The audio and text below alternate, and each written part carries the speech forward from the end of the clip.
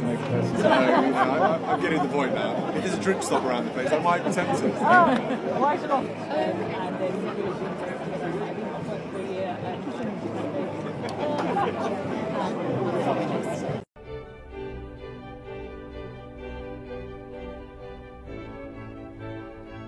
Her Majesty looks forward to the celebrations taking place across the United Kingdom and throughout the Commonwealth, and to the Commonwealth Games in Birmingham this summer.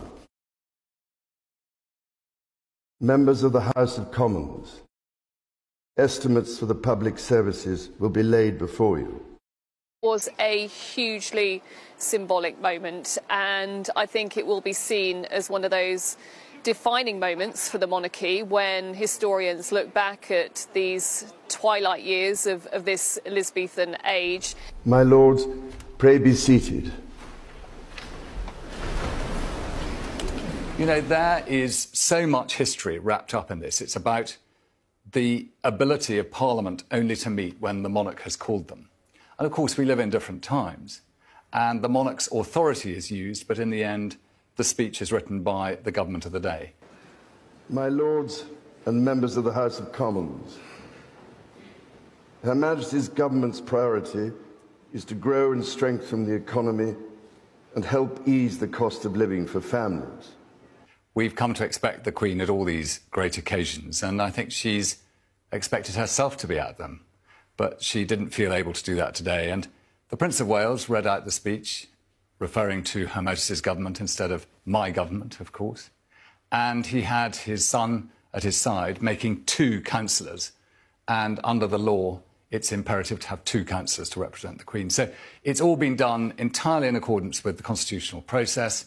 Parliament has been opened formally, and now the business of politics can return.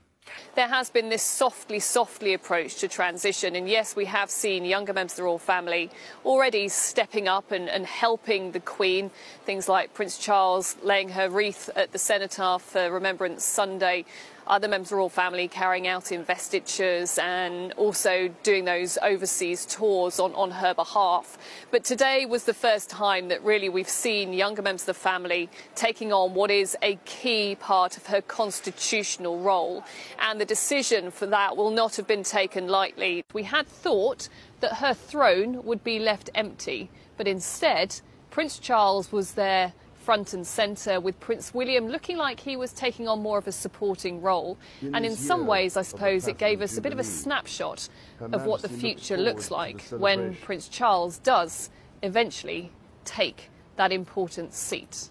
However, for the royal family and for the palace, they cannot stress anymore that this is, yes, an ageing monarch, but not one who is looking at abdicating. So, for example, they've been stressing that it's this week she will again hold a virtual audience with her Privy Council. She is the one who will meet up with her Prime Minister, and if she can, she still intends to be front and centre of her own Platinum Jubilee celebrations. There is no doubt the decision to hand over this important constitutional duty will not have been taken lightly, and the Queen, amongst all of us, certainly does not want to cause uncertainty. But I think also what it does do is show that she has a real confidence in those who are going to follow her, and that we should do too.